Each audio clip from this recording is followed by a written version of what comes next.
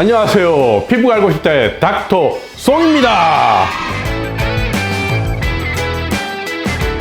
이번에는 여러분이 궁금해하시는 리프팅 템입니다. 끝까지 시청 잊지 말아주세요. 일반인이 생각하는 리프팅과 의학적으로 말하는 리프팅이 엄밀히 말하면 조금 차이가 있습니다. 우리가 지나가는 그냥 일반인한테 리프팅 시술 들어봤냐고, 리프팅이 뭔 것 같냐라고 물어보면 대부분의 분들이 어떤 얘기를 하냐면 얼굴에 V라인 만드는 거 아닌가요? 라고 얘기를 해요. 하지만 의학적으로 말하는 리프팅이라는 거는 피부가 이렇게 튀어나온 거, 이렇게 탁 이렇게 올라온 걸 가지고 리프팅이라고 해요. 예를 들어서 지방을 주입한다거나 필러를 주입해서 피부가 이렇게 탁 튀어나온 걸 가지고 흔히 리프팅이라고 하는데, 일반인이 생각하는 리프팅과는 많이 다르죠. 그러면 우리가 리프팅을 할 때 그 리프팅 시술을 의학적으로 말하는 기준에 맞춰서 해야 되느냐, 아니면 일반인들 기준에 맞춰서 해야 되느냐. 병원은 환자가 병원에 오셨을 때 환자의 니즈에 맞게 그 문제를 해결해 주는 게 가장 좋다라고 생각을 하고 있습니다. 물론 다른 생각을 하고 있는 선생님이 계실 수 있지만 제 개인적인 생각은 그래요. 먼저 리프팅은 왜 해야겠어요? 얼굴을 가름하게 하려고 하는 이유는 뭘까? 물론 얼굴이 통통해가지고 얼굴을 가름하게 하려는 분도 있겠지만, 이제 나이가 점점 들어가면 어떻게 돼요? 피부 안에 있는 지방이 점점 소실되고 피부에 탄력이 없어지면서 피부가 처지게 되죠. 안에 내용물이 없는데 거죽은 그대로 있고 탄력이 소실되니까 피부가 밑으로 처지게 돼요. 그러니까 그런 사람들을 리프팅해서 좋게 해줘야지만 그 사람들의 니즈를 충족시켜 주는 거죠. 그럼 어떻게 해야 되겠어요? 피부는 콜라겐이라는 단백질이라는 걸 적극 활용해야 돼요. 그리고 피부 안에는 우리가 잘 들어보지 못하는 인대라는 게 있어요. 리가먼트라고 하는 게 있죠.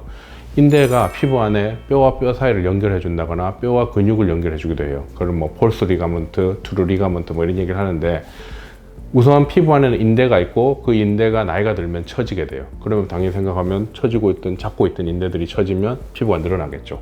거기에다 열을 가해주면 그 인대가 쪼그라들면서 피부 안쪽으로 붓게 되겠죠. 그리고 피부는 안에 콜라겐으로 되어 있으니까 그 단백질이 열을 가하면 피부가 안쪽으로 붓게 되겠죠.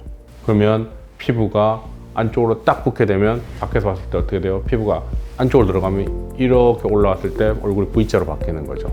그러면 많은 분들이 원하는 리프팅이 되는 거예요. 그런 원리로 치료를 해야지 좋은 결과가 나와요. 간단하게 얘기하면 우리가 뜨거운 후라이팬에 계란을 탁 까서 놓으면 어떻게 돼요? 확 쪼그라들죠. 그 원리가 피부에 그대로 적용된다고 보시면 돼요. 리프팅 하는 방법이 되게 종류가 많아요. 많이 알려진 장비들 있죠. 여러분 뭐 인터넷 검색하면 나오는 장비들. 하지만 그렇게 하는 장비들의 특징이 대부분 유지기간이 좀 짧아요. 그리고 어떤 효과 대비 시술비가 좀 비싼 것도 있고. 그러면 여기에서 그것과 차별화된 어떤 다른 걸 자꾸 만들어야 되는데, 그래서 제가 생각하는 방법은 뭐냐, 콜라겐 리모델링을 최대한 어떤 끌어올리고 그 다음에 스마스층에 자극을 줘서 피부를 어느 정도 리프팅 되게 만들고, 그래서 두세 가지의 장비를 섞어서 한 가지만으로 나타날 수 있는 효과를 시너지로 더 큰 효과를 나타나게 만드는 게 제 치료 노하우라고 생각하시면 됩니다. 첫 번째 케이스는 유럽 덴마크에서 오신 분인데 40대 초반에 백인 분이세요. 한국에 그냥 관광 오셨다가 한국에서 미용 시술 잘한다고 해서 본원에 오셨고, 리프팅, 주름이나 이런 거에 관심이 많으셨어요. 그래서 치료를 받으셨는데 단 2회 만에 얼굴이 너무 많이 변해서 굉장히 만족도가 높았어요. 그래서 2회 후에 돌아가실 때 너무 고맙다고 하셨고, 덴마크에 돌아가신 이후에 회사에 출근했더니 여직원들이 도대체 한국에서 뭘 했냐고, 그래서 많이 보고 놀라셨다 그래서 저 역시 너무 뿌듯했던 분이십니다.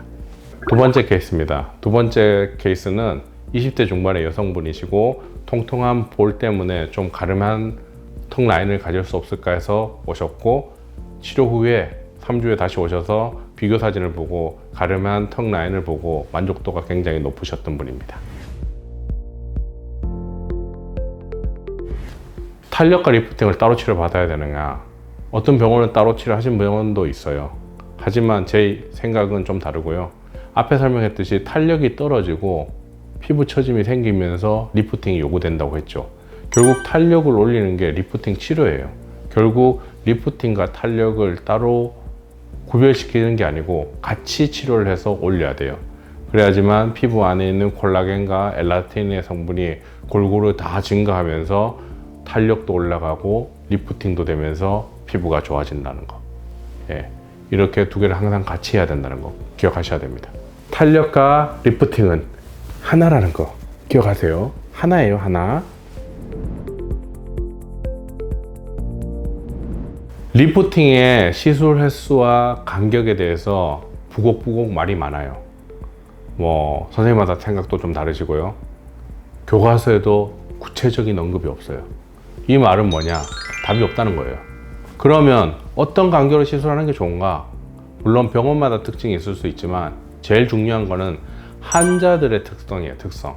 예를 들어서 나는 시술하고 한 3달 있다가 피부 처짐이 생긴다. 한 달만 지나면 조금 처짐이 보인다. 그러면 시술 간격을 조금 당겨서 하는 게 좋고요. 어떤 분은 했더니 한 6개월, 7개월 동안 전혀 처짐이 안 생긴다. 그러면 한 3개월, 6개월 뭐 천천히 하셔도 돼요. 본원의 경우 한 달 간격으로 시술을 권하고 있고, 그렇게 했을 때 어떤 환자의 만족도가 가장 높은 걸로 관찰할 수 있었습니다. 그래서 본원의 경우 한 달 간격으로 보통 3회를 권하고 있습니다.